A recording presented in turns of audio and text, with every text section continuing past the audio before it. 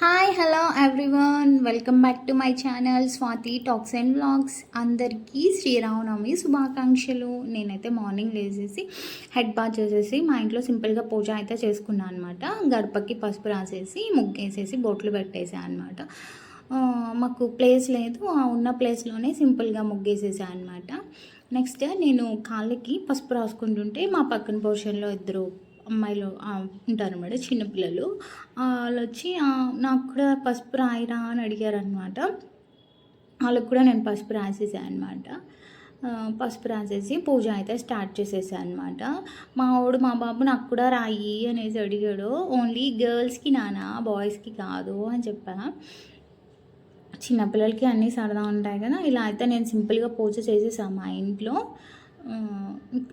Festival రోజు కానీ, మనం ఇంట్లో పూజ చేసుకున్న రోజు కానీ మనకి కొంచెం మంచిగా పాజిటివ్ వైబ్స్ అనేవి అనిపిస్తాయి కదా. ప్రశాంతంగా, పీస్ఫుల్గా కొంచెం ఆ రోజు మన ఇంట్లో ఎన్విరాన్మెంట్ కొంచెం పీస్ఫుల్గా అని అనిపిస్తుంది. అది ఎందుకో తెలీదు. మనం టెంపుల్కి వెళ్ళినా కానీ, మనం ఇంట్లో పూజ చేసుకున్నా కానీ కొంచెం ప్రశాంతంగా పీస్ఫుల్గా అలా అనిపిస్తుంది కదా. నాకైతే అలా అనిపిస్తుంది. మెయిన్ ఇంట్లో పూజ చేసుకునే రోజు కొంచెం ప్రశాంతంగా మంచిగా అనిపిస్తుంది నాకు. నేను సింపుల్గా ఇలా అయితే పూజ చేసేసుకున్నా. వన్స్ అగైన్ అందరికీ శ్రీరామనవమి, హ్యాపీ శ్రీరామనవమి. బాయ్.